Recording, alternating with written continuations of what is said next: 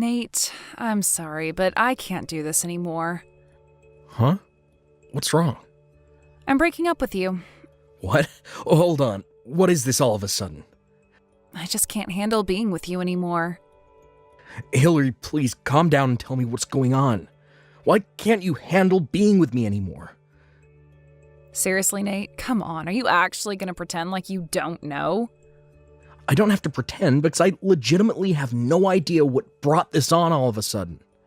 If it was something I did or said, then I'm sorry and want to do better, so please, let's talk about this, okay? What happened to make you feel this way? Oh my god, there's no point in me even telling you. It's not like it's something you can actually do better about. You're still not making any sense. What is it? What's wrong? It's your family, Nate. My family? If your family is really okay with living in that complete dumpster fire of a house, then that gives me serious doubts about trying to build a future together with you. What? What do you mean dumpster fire? We do have one house that's about 50 years old, but we've been taking pretty good care of it. It's not like we've completely abandoned it. We do regular inspections, monthly cleanings, lawn mowing, and all that sort of thing. So I don't really think it's fair to call it a dumpster fire. Yeah, that's exactly what I mean. You don't even have the self-awareness to see that your house is disgusting. How can you bear to live like that? I can't build a future with someone from a family like yours, so I'm breaking up with you. Hillary, I think you're under a big misunderstanding. Look, this is not a conversation that we can have by text. Let's meet up and talk, okay? Not a chance. I am never talking to you again for as long as I live. If we should ever meet on campus or in town, I'm just going to ignore you and pretend that I don't know you, so you do the same. Got it? Goodbye. Hey, Nate. Long time no see. How are things? It's me, Hillary, remember? I just saw you on TV and oh my god, I couldn't believe my eyes. You're the biggest rags to riches story I've ever seen. You grew up in that rundown old house and now you're filthy rich living in a huge mansion. They should make a movie about you. Anyway, let's meet and catch up. I'm in the mood for French, I think. I've never tried caviar. Do you know any good places? Oh, and then maybe we can go shopping for a new handbag for me?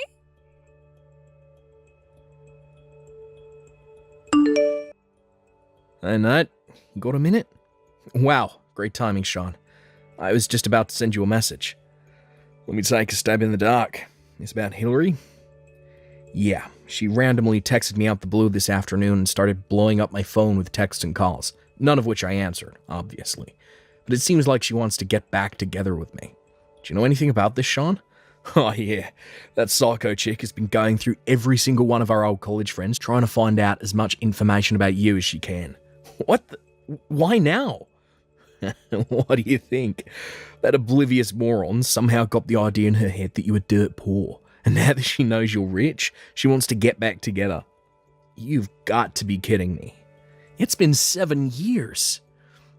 Yeah, well, with Hillary, the only thing that matters in a guy is how many zeros are in his bank account balance.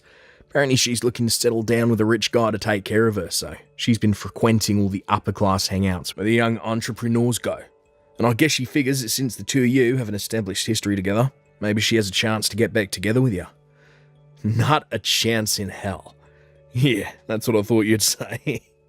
Oh, but anyways, everyone knows what the circumstance of your breakup were, as well as the fact that nothing good can come out of getting involved with Hillary and all her schemes, so they just all left her on red. Well, that's a relief. For now, I think I'll just keep on ignoring her like I have been. That's probably for the best. So, yeah, I'll just ignore the messages and calls for a while, monitor the situation. If you hear any new information, let me know as soon as possible, okay? You got it, bro. Hey, Nate. So I was thinking about our date. I don't think we really decided on when we would meet up yet, right? I just remembered what you were saying during your TV interview. You took over your dad's company and started instituting a bunch of quality of life improvements for your employees, right? Like adding remote work options, more flexible hours, that sort of thing. So it sounds like you're probably at home a lot of the time. That means we'll have tons of time to see each other. Awesome. So, tomorrow, I went ahead and made a reservation at that fancy new French restaurant downtown in your name for 12 noon tomorrow. I'll see you at the restaurant.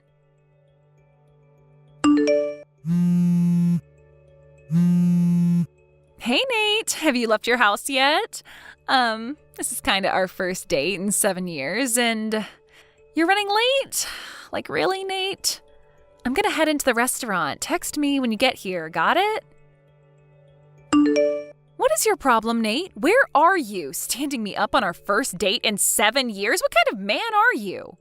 I expected you were going to pay the bill for dinner, so I didn't bring my wallet. What am I supposed to do now?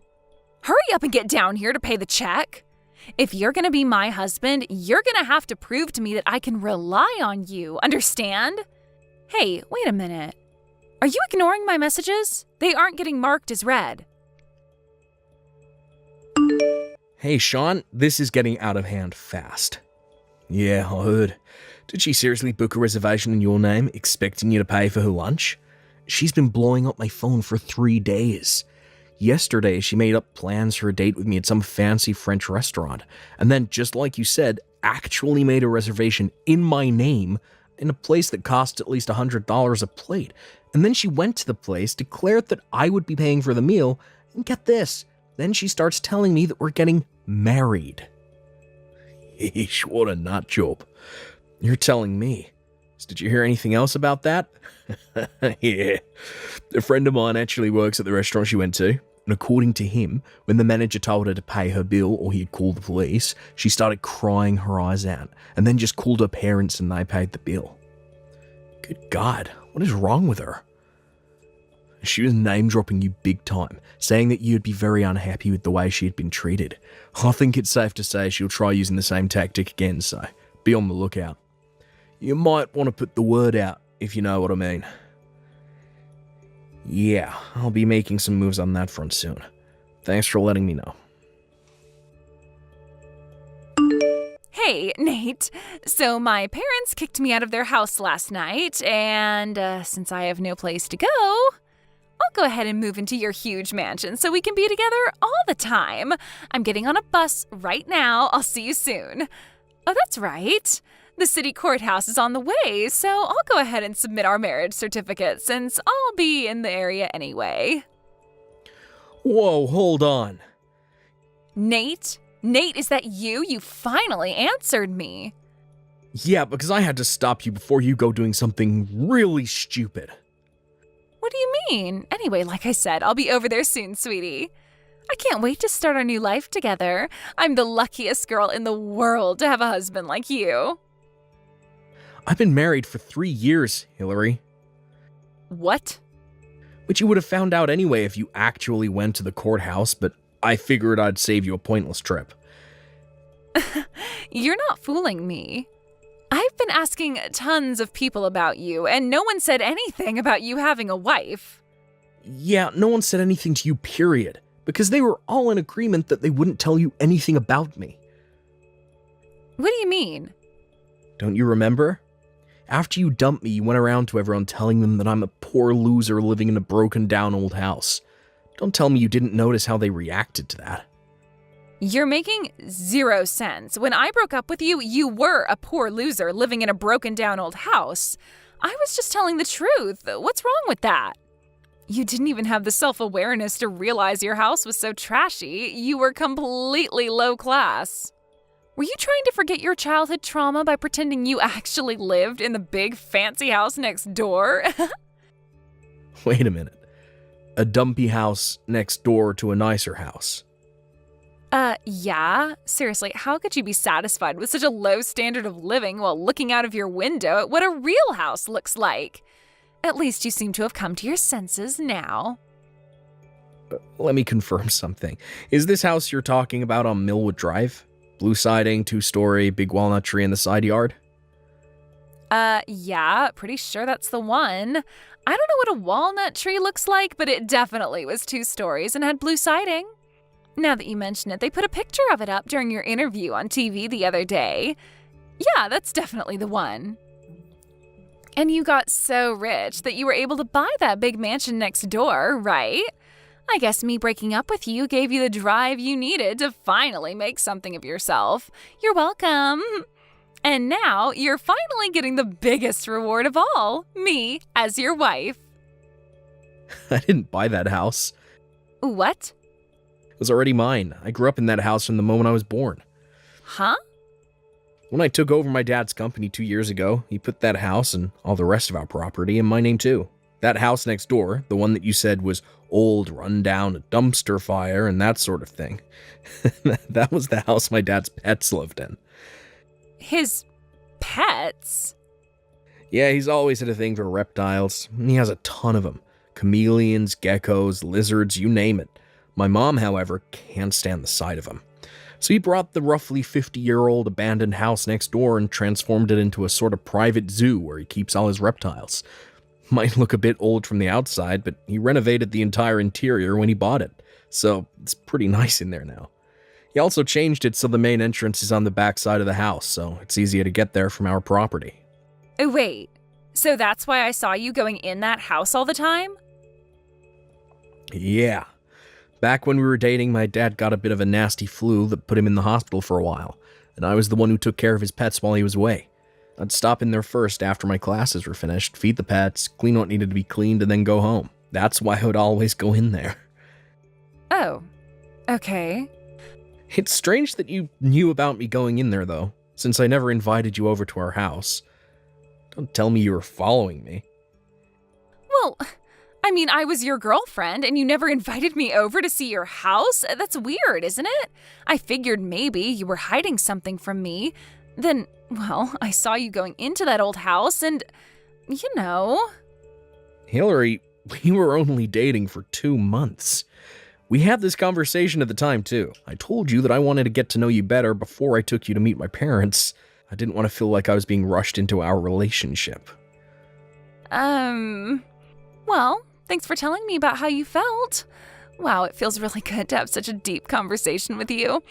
And now that we've finally reconnected, I am more hopeful than ever about our future together. What relationship? Our marriage, silly. I'm at the courthouse right now. I'm gonna go submit our marriage certificate. Were you listening at all?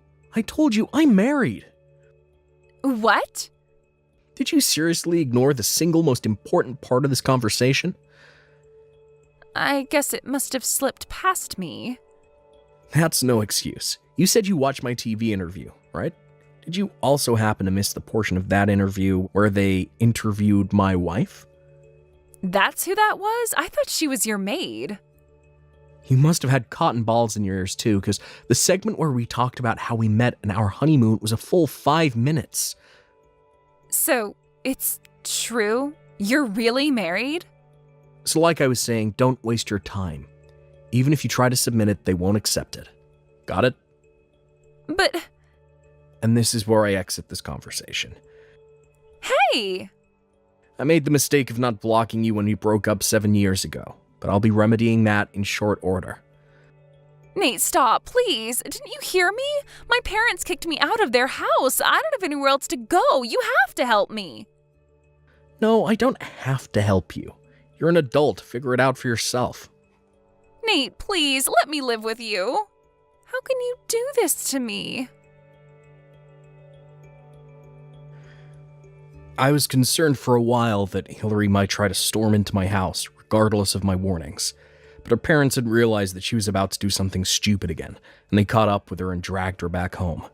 Apparently, they had set a condition for paying the very expensive bill at the restaurant the other day. That she would get married to a friend of her father's, who happens to be in his 50s. She tried to back out of it after they had already paid the bill, but they told her that if she didn't go through with her end of the bargain, they'd disown her and kick her out to the curb. It was at that point that she came up with her master plan of getting married to me. Too bad for her, I was already married. That day, Hillary actually did turn in a marriage certificate to the courthouse and it was accepted. Why is that, you may ask? Well, Hillary had forged my name onto a marriage certificate, thinking that once it was accepted, there wouldn't be anything I could do. However, her parents caught on to the plan. While she was out, they took the marriage certificate she had signed and forged my signature on, then swapped it out for one with her name and the man they wanted her to marry. What a big-time backfire. Thank you for watching. Please subscribe and hit the like button. See you next time.